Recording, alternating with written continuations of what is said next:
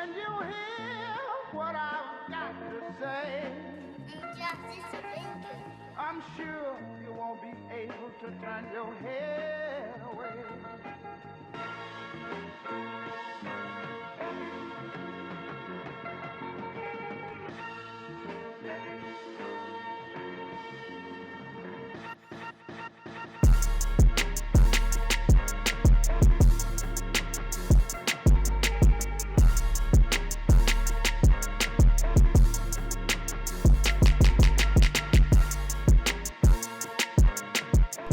All right, we're back with another episode of The Concrete, episode 19. This episode, we have a producer. He's actually grew up in the area, from the area, has a lot of influence, like in music right now. And I think like he got different type sound, and he's actually been making music for a while. But this is my first time actually giving him a chance to really tell the people what he got going on and things like that. So I would like to introduce everybody to EbonOnTheTrack. What's up with y'all? What's up? Appreciate you for coming on, man. Sure, bro. I'm happy to be here. All right, and if I didn't introduce you like you thought I should, let the people know who you are, what you got going on. It's EbonOnTheTrack, man. I'm a young producer out of Chichester, PA. I don't want to say Chester too much because I didn't go to the high, so I don't like saying Yeah, that. I feel you. I ain't go to the high either, but So, they know. They know what's yeah. going on. But yeah, I'm happy to be here. Okay. So I always like to start off with an icebreaker. With this icebreaker, I want to do it a little bit different because you actually been making music for a while. You got some placements. You got a lot of things going on. So if you could get on anybody's album of all time and be a producer on it, who would it be? Damn. That's a good question, man. I ain't gonna lie. I'm really like a new school type producer. Of course, I love old school music. Mm-hmm. But if I had to pick somebody's, like, it would be Young Boys, bro. Okay, Young Boy. Yeah, I'm really a big Young Boy fan. I feel you, and it's just like that's kind of like your era, basically. Yeah. And you already know what he doing. Like he a juggernaut right now. He don't even know it himself. Yeah. So, as far as like you said, you from Chichester. All right, how was it growing up in Chichester? Well, I moved to Chichester when I was 8, Mhm. so I lived on 7th and Butler when I Okay. lived in Chester. But my parents, they never let me go to like the charter or nothing like that. Okay. So they put me in private school when I was there. But once I moved to Chi, it was really diverse. Like, you know, it was a lot of different ethnicities and whatnot. So I just adapted. Got you. And as far as like your upbringing, like you said, y'all moved to Chi, but like, what did you have a big family or was it just? Oh you? yeah, my parents are born and raised in Chester. All their families in Chester. So, and I played like youth sports in Chester even when I was living in Chi. So As you should. If you like, even if you're not from Chester, you still gotta play youth sports. in yeah, it's Chester. tough. You know, toughen you up. It Right. give you like, you know, that little Definitely that push. aggression. Yeah. So, who inspired you and your family to like get involved in music? Because I know a lot of musicians, like, it's somebody in their family that usually like influence them. So did somebody influence you to start making music? Nah, nobody really influenced me. I was just doing it since a kid. Like, I started playing the drum set at like 4. Okay. So it just went from there. Then my parents got me like my first software and whatnot when I was like 9. So I just started going from there. Okay. And when you told your parents that you really wanted to make music, like you was serious about making music, how did that go? Oh, they was pushing me to do it. Like, Okay. I come from entrepreneurs, so like. Okay. So they Yeah. just like, all right, they Yeah. gonna believe. Yeah. All right, that's tough. Everybody don't get that type of chance to have family like that. I'm super grateful that Right. it worked out like that. Right, that's unique. So you said producing, like it was something you wanted to do, like, but as far as like starting and producing, like what made you start like actually take it serious and be like, yeah, this really what I want to do? So what happened was when I was 9, I was making my own beats and I was like rapping on them like as a kid. So wait, hold up, you they was trash. Oh yeah, they were definitely trash. Yeah. Okay. My lyrics was trash too. Oh, you was rapping too? Yeah, I was Okay. rapping on them. I was Okay. trying to be, I don't know what I was on. Yeah, But that's eventually I gave up the rapping thing and I just started focusing on the production side of things, Mhm. like 12, 13. But I ain't started taking it serious till high school, like right after high school. cool. Okay. But high school definitely helped me get my confidence up because I played football for Chai, and like, you know, locker room type energy. I would play my beats. All the people on the team would like be freestyling or whatnot. So I'm like, all right, yo, maybe I could like do this. Okay. So that actually gave you the confidence, like, all right, I'm actually nice at this. Yeah. All right. So being a producer like me, like I'm actually interested in music and stuff like that. I don't make music at all, but I'm interested in it. I go look when I see a track list. I'm gonna go look for who made the beat. That's just me. I don't know how everybody else is. So who's your favorite producer of all time? I know it's hard because the producer game is crazy. It really is. I got a couple, man. Like, I look at it from a perspective of the music that I like to listen to. So it's kind of might be controversial, but I'm really a fan of Metro, and I'm a big fan of TNT. He's like a newer guy. He's producing for like Youngboy, Lil TJ, Rod Waves, like all of that whole generation. Got you. So he's like a big deal to me. Okay. And you mentioned Rod Wave. How did that come about? Like, how did you get on Rod Wave album? And what song was it that you produced on Rod Wave album? So I produced Escape on Rod Waves album. I made the deluxe album. Okay. And it was just through networking, bro. Just the internet is just so powerful. Just meeting different producers on there, working, collabing. And then, you know, one email gets sent to them. They like the beat, rapped on it, and they decide to drop it. Right. So, like you said, it's important to network.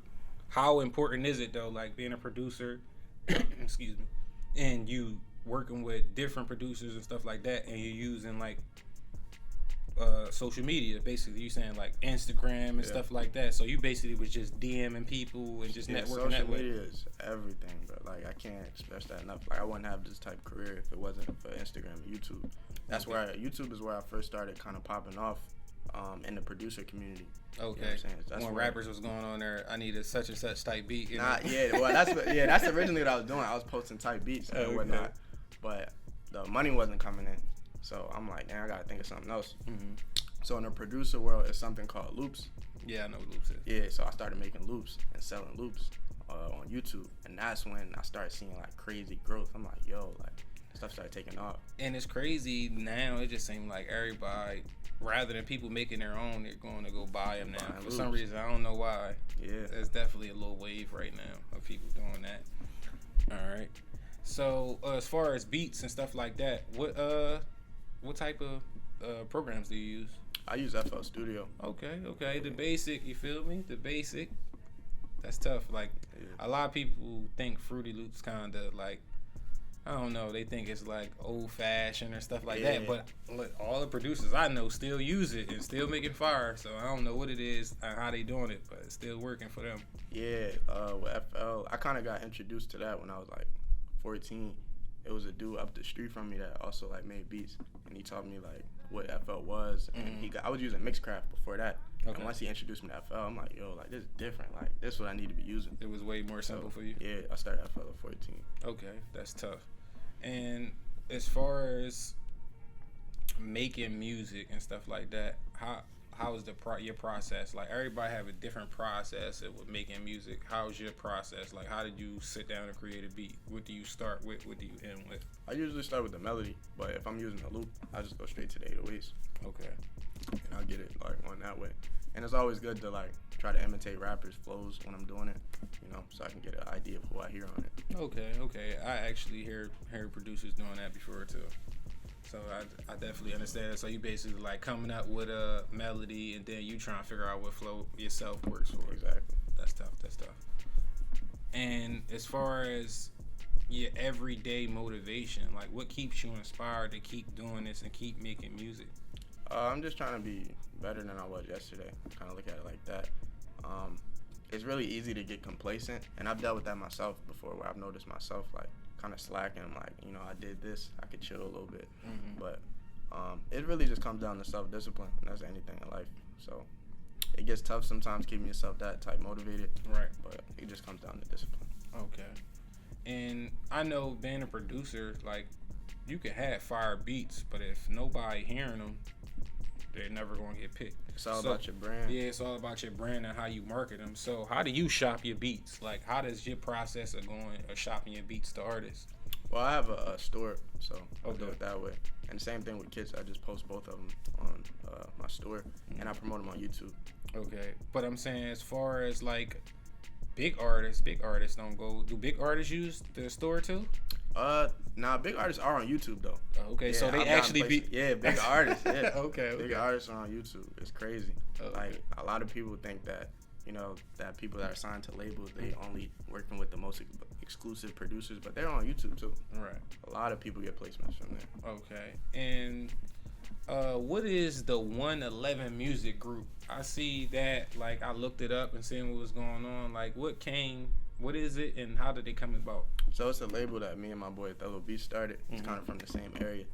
He's doing this thing as well, but we're just trying to cultivate a group of producers and artists that just like want to grow and that we think are fire. Okay, so y'all basically just doing it from the managing side. Yes. And helping them like shop their beats to people and things like that. Exactly. That's golden. That's what, like, a lot of people do that, but they don't know that's actually that's a revenue to make money and to help get the sound out there, especially if y'all all got y'all unique sound and stuff like that. Make it a little easier. And what went into like this summer? You actually had a crazy summer, I would say. Yeah, this summer was really big for me. Yeah. This whole year was one of the biggest years I've ever had. Okay. In terms of placements. Yeah, that's what I'm saying. I was about to go into that because you started off this summer with the K-Camp placement, then with the Rod Wave, and then with the Mozzy album.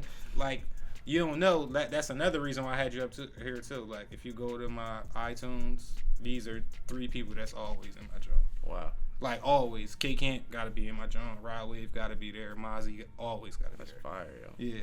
So that's another reason when I seen you was on, I'm like, wow, he actually doing it, and you making the music I like to listen to. So it just made sense. Right. With those, it's just the same thing, just networking. Like, I didn't get none of those placements by myself. Just all networking, working with other producers. And how did it feel when you got, like, up to this point, what you think is the placement where you like fanned out, like, oh, I'm on this joint, like it's cool, like, I know, cause everybody got that, like. Yeah, I would say Rod Wave. Rod Wave, he's like one of my favorite rappers. You ain't drop a tear, did you? Nah, did I drop a tear? I don't know. I might have. Like, I really don't know. I was so happy, yo. Okay. I think I might have, yo. I ain't even gonna lie to you. Okay. It was just. If you did, it's cool. Cause I wanted that for so long. Even when I was telling you how I was dropping loop kits on YouTube, each loop kit was labeled Rod Wave loop kit, Rod Wave loop kit. And then when I actually got one with him, I'm like, yo. It was basically just speaking into existence. Into existence. So, tell me about a time where you didn't reach your goal. How did you get through it, and what did you learn from it? Cause this producer game is wicked.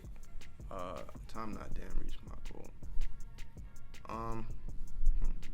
Or a time like you thought you was gonna make you had a placement. I know that hurt too. Like, when you think you about to be on the album and I you're got not. a story for that one, bro. What happened? You know who Yungeen Ace out of Philly? Yeah. So he just dropped like his last album that he dropped. I was supposed to be on there. Like, I had a placement on there. They sent me the paperwork, everything. I'm hyped. I'm like, cause he one of my favorite Philly artists for sure. I listen to him all the time.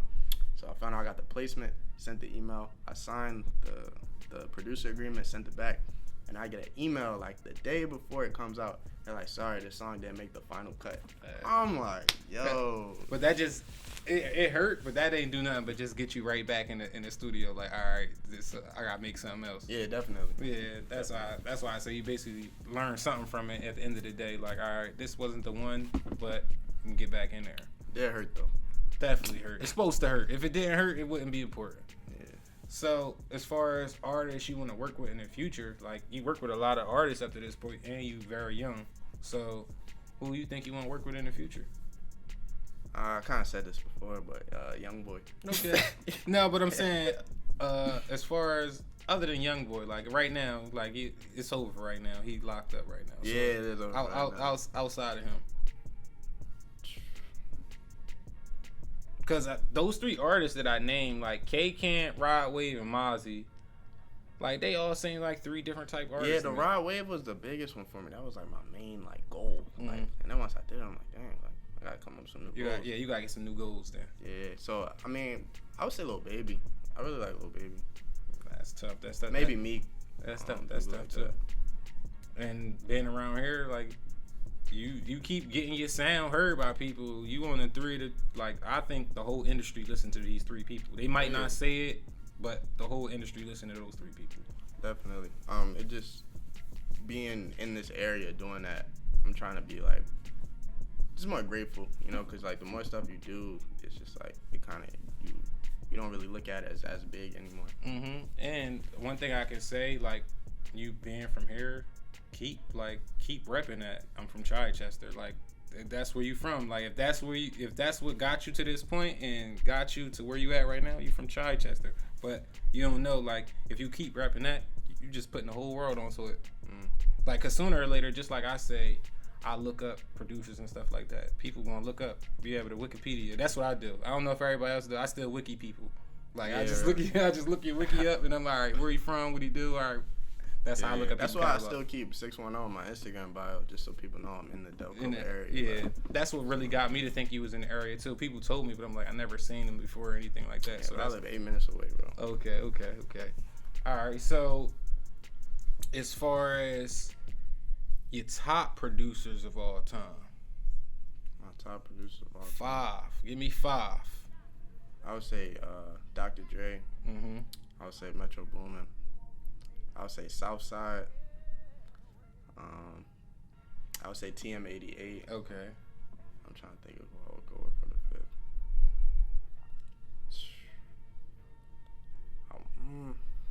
I'm gonna go Kanye. Yeah. I don't think you can leave. I don't think nobody can leave Kanye off. Sad to say, you can't leave Kanye off. All right. And as far as like for the next 5 years, you accomplished a lot in the last couple months.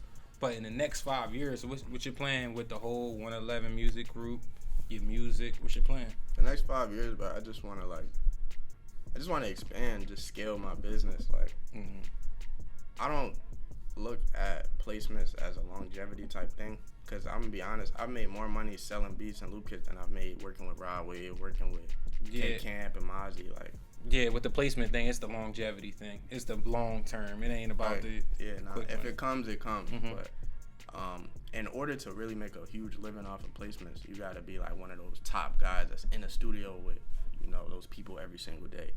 So I just trying to scale my business, really, just sell more beats, sell more loop kits. I just started a fitness aspect to my brand, so just trying to get people in shape. Okay, talk about that. Like, so you a gym guy, huh? You be in there. Yeah. Okay. That's what's up. I'm all around like into self-improvement. So once I started finding the gym, I kind of fell in love with it, like seeing progress and whatnot with my body. So okay, that's tough. So with the whole music thing, like, just like I said, a lot of kids gonna watch this and they gonna hear you say you from Chichester and things like that. So it's gonna be kids that's from Chichester looking at you now like, all right, I can put the name with the face now. Yeah, I've seen that. and like they gonna want to know, like, how did you get to this point, and what would you tell them if they had the same goals as you? I just say find something you like doing. Like, just really find something you enjoy doing. I dropped out of college and I really was confused. Like, I didn't know what I was about to do. And that's when I started taking this seriously and I started falling in love with it. So just find something you like to do and turn it into a business. Okay. You don't gotta take the traditional route. Definitely. And this is episode 19 of The Concrete. Appreciate you for coming on. Sure, you man. Feel me? Keep doing your thing. Keep creating great music, man. I wish you nothing but the best, man. Appreciate it. And for all my fans, keep tuning in, keep subscribing, keep commenting. Thanks. Appreciate y'all.